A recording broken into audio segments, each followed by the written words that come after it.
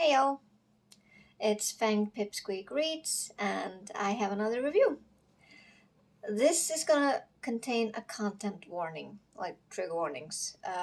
The book that I read deals with some heavy stuff, and there are a lot of. It's not it doesn't really describe it. Thank God for that. But yeah, it was difficult to read. So this book that I'm reviewing, it mentions rape on young girls. So if you can't deal with that, which I completely understand, uh, you might not want to watch this video. Okay, so just get that out in the open. Okay, so I read The Butterfly Garden. I mentioned in my book mail post that I received this for my birthday from my older brothers. And I don't know if you remember how the blurb goes, but I'll just read for you again. Beauty has never looked so terrifying. Near an isolated mansion lies a beautiful garden. In this garden grow luscious flowers, shady trees, and a collection of precious butterflies. Young women who have been kidnapped and intricately tattooed resemble their namesakes. Overseeing it all is the gardener, a brutal, twisted man obsessed with capturing and preserving his lovely specimens. When the garden is discovered, a survivor is brought in for questioning.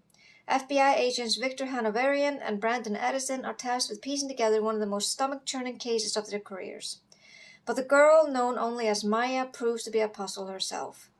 As her story twists and turns, slowly shedding light on life in the butterfly garden, Maya reveals old grudges, new saviors, and horrific tales of a man who'd go to any lengths to hold beauty captive.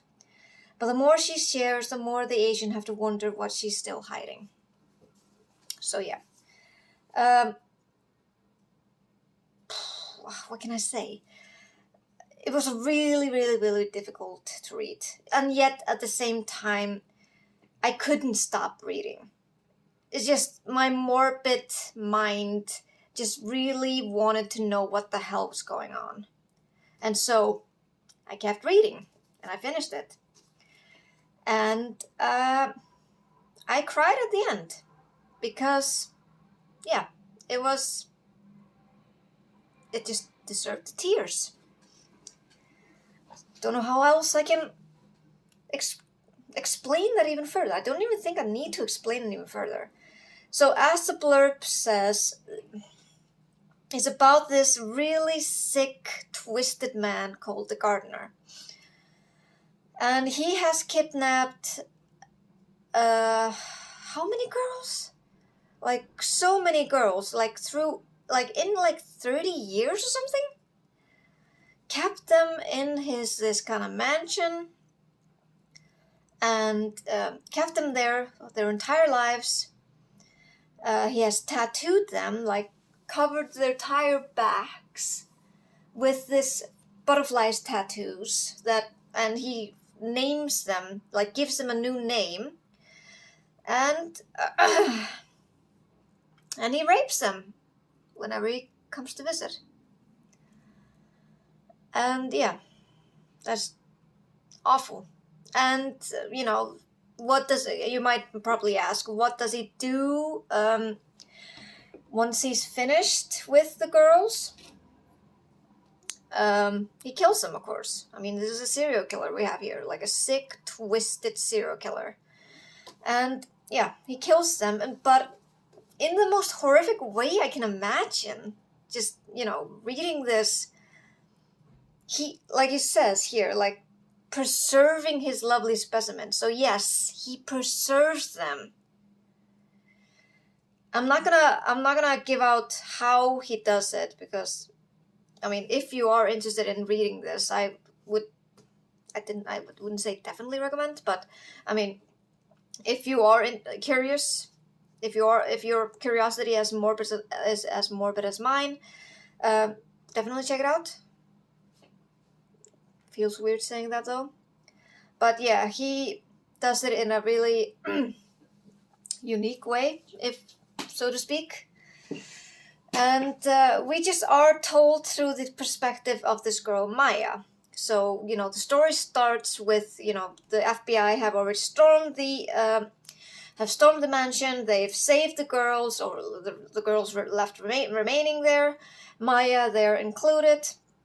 She is the only one who they think has, knows what's up. So they sit her down, and bit by bit, she starts explaining how it happened and how she got there, but basically her life as well, because, her life is awful, just to say the least.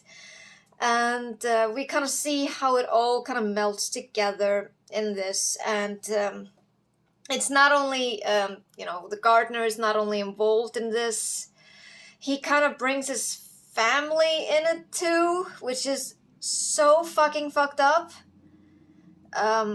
He doesn't bring out his entire family. His wife apparently has like kind of heart condition, and so he's keeping all of this a secret from her. But his oldest son, he knows, and he actively participates in it, which is... I don't even have words. And then his youngest son stumbles upon this, and he's supposed to be this, like, innocent kind of guy, but, he kind of knows what's going on, but yet he does nothing. He doesn't go to the police. He just still, pops in every now and then and talks to the girls and like, hey, gonna be your savior kind of thing, but I'm still not gonna do anything. And you can definitely get that kind of frustration through Maya, because she, gets to know him the most, and she, tries to, tell him, like, in most subtle ways, like, what is happening, but at the same time she wants him just to find out on his own, because, the shock would probably be more than enough to make him do something. So yeah, you get to you go through her life, and you also go through some of the older girls there, and my voice is just cracking up because I'm trying to hold the tears, because it is still really, really bad.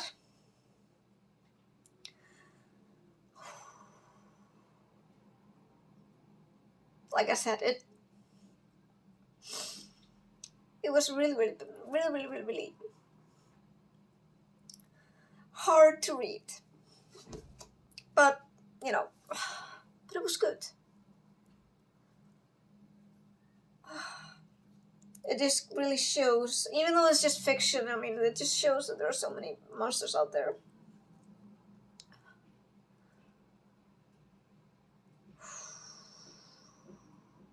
I'm okay. It's just, yeah.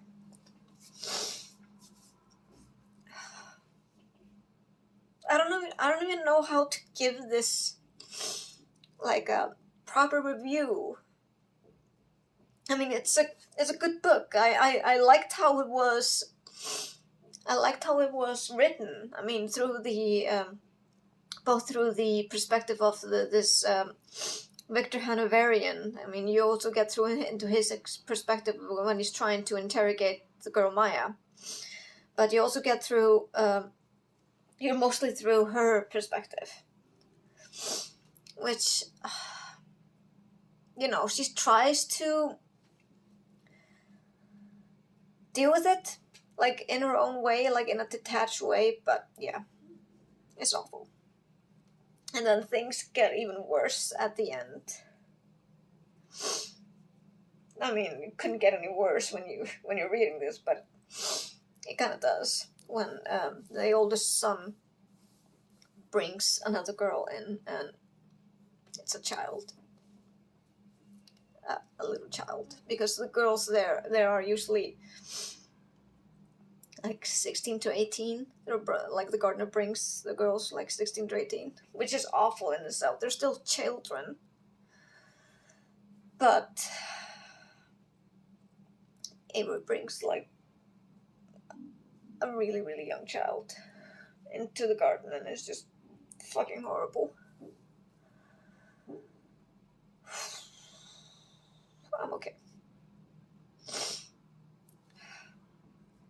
I really, really don't know how I can rate this. For its worth, I mean, it's a good book, but it brought forth feelings, as you can see. So, I don't know.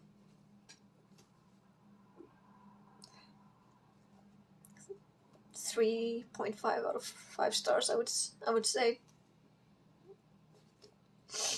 If you can bear reading this, if you have the stomach for it, I mean, I would recommend it. I mean, the storyline, the storytelling, the story itself, it's good. But yeah, I've even been told that there's gonna be like this is a series, but thankfully it doesn't expand on this. But I might maybe take a look at the rest of the series. I forgot. Sorry, I forgot even to tell the name of the author. It's Hutchison, as you can see here. But yeah, if you, yeah, like I said, if you are interested in this kind of like, I would call it maybe a crime horror thriller or something like that. Maybe check it out. Yeah, I think this is just gonna be a really short review. So I don't forget. I'm not gonna forget this time. The answer for the last video, the pub quiz from the last video, the answer for that is who wrote the Matchstick Girl story, and that was H.C. Andersen, the Danish author. It's also a really sad story if you if you want to read that, but a really good one though, and it's one of my favorites. And I'll leave this review or leave this video with another pub quiz question. If you remember the cover for the movie poster for A Silence of the Lambs, do you remember what kind of bug was on the woman's mouth? If you know the answer, just tell it in the comments. And I'm sorry that I couldn't give a better review on this one. It just, yeah, I didn't really have the best words for it, but still felt the need to talk about it a little bit. So I hope you have a good day today and stay safe out there, and I'll see you later. Bye.